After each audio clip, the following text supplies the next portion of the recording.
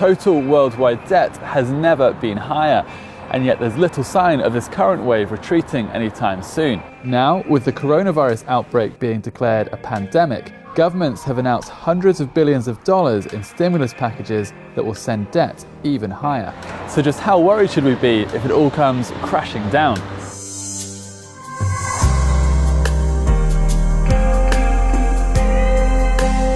Global borrowing has been growing rapidly, so rapidly that many are concerned it is quickly becoming unsustainable. The Institute of International Finance estimates total worldwide debt, which is made up of borrowings from households, companies and government, surged to a staggering $253 trillion at the end of September 2019. That's a whole lot of debt, more than 3 times the annual economic output of the entire world. It works out to roughly $32,500 of debt for each of the 7.7 billion people on the planet. What's more, the group says this figure is only going to increase. The World Bank believes the speed and scale of this debt wave is something we should all be worried about. So much so, the group has urged governments around the world to make it a primary concern. But let's take it a step back. Put simply, debt is created when one party borrows from another. It allows individuals to buy something they wouldn't normally be able to afford. That has its benefits. For example, you might take on debt when you get a loan to buy a car or mortgage on a house. This allows you to pay back the cost of those investments over time instead of all at once. The cost of this service is the interest rate. At present, interest rates around the world have fallen to historically low levels. This has made it cheap to borrow from banks, meaning businesses can make large investments and homeowners don't need to spend as much on their monthly mortgage payments. There are drawbacks to a low-rate environment though. Individuals aren't likely to see much of a return on their savings, and both people and businesses could load up on too much cheap debt, something we're seeing now. Governments take on debt too, which they can use to stimulate the economy by funding infrastructure projects, social programs, and more. How much a country's government owes is known as sovereign debt. Sovereign debt is very different to how we might think about debt as an individual, but one thing they both have in common is that problems tend to arise when that borrowing becomes excessive. Loans to countries with developed economies, like Canada, Denmark or Singapore, are generally seen as safe investments. That's because even if governments spend beyond their means, lawmakers can raise taxes or print more money to ensure they pay back what they owe. But loans to governments in emerging markets are generally seen as much riskier, which is why these countries will sometimes issue debt in a foreign, more stable currency. Although this allows them to attract more investors from abroad looking for bigger returns, an economic slump, weak home currency, or a high debt burden can make it difficult for the government to pay them back. Ultimately, the most important risk when it comes to national borrowing is that a country may fall behind on its debt obligations and default. This isn't common, but it has happened. Take Lebanon in 2020, Argentina in 2001, and Russia in 1998. Over the last 50 years, there have been 4 waves of debt accumulation. We're currently in the midst of the 4th wave. So, what can we learn from the first 3? Well, for one, none of them have had a happy ending. Let's start with the first wave.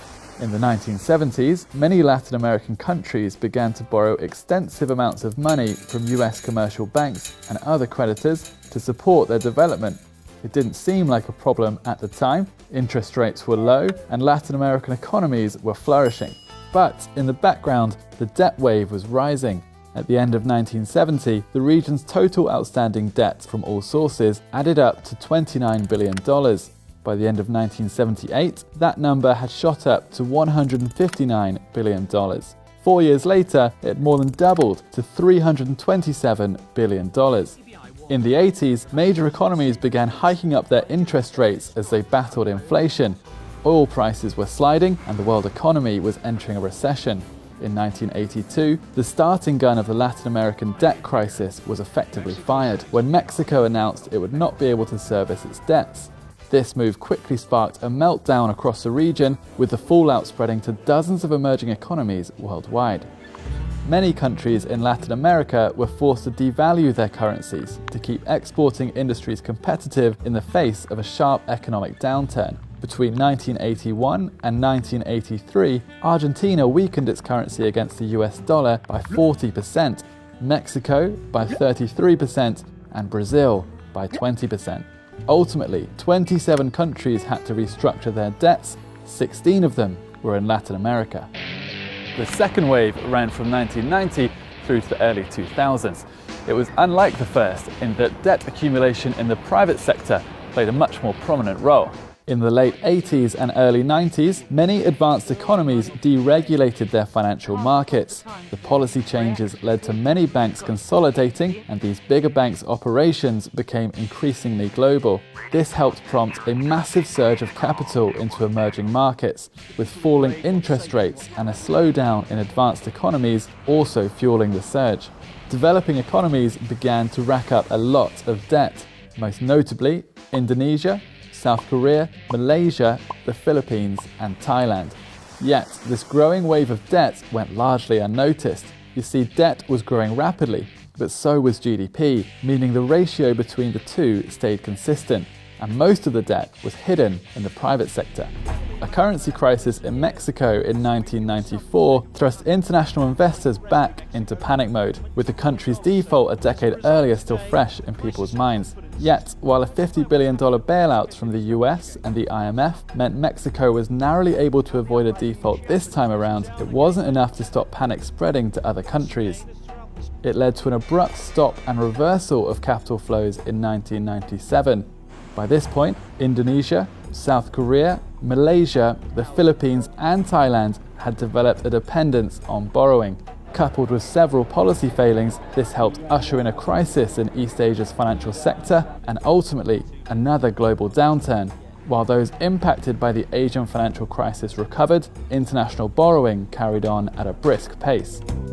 Enter the third global debt wave, which lasted from 2002 to 2009. At the end of the previous century, the United States removed barriers between commercial and investment banks, while the European Union encouraged cross-border connections between lenders. This paved the way for the formation of so-called mega banks. These banks led the way in a sharp increase in private sector borrowing, particularly in Europe and Central Asia. Defaults in the US subprime mortgage system piled more and more pressure on the country's financial system, pushing it to the brink of collapse in the second half of 2007 and 2008. The shockwaves reverberated across the world, with one economy after another falling into deep, albeit short-lived, recession. In the US, the 2009 recession was so severe that output from the world's largest economy sank to its lowest level since the Great Depression. The World Bank says we're currently in the midst of the fourth wave of global debt. And if we're to avoid history repeating itself yet again, governments must make debt management and transparency a top priority. This wave of global debt is thought to share many of the same characteristics as the previous three, including prolonged periods of low interest rates and changing financial landscapes which encourage more borrowing. But the World Bank has called the current wave the largest, fastest, and most broad-based of them all. It involves a concurrent build-up of both public and private debt, involves new types of creditors, and is much more global. However, as the coronavirus pandemic threatens to sink the world economy, the moment for stemming the tide may have passed.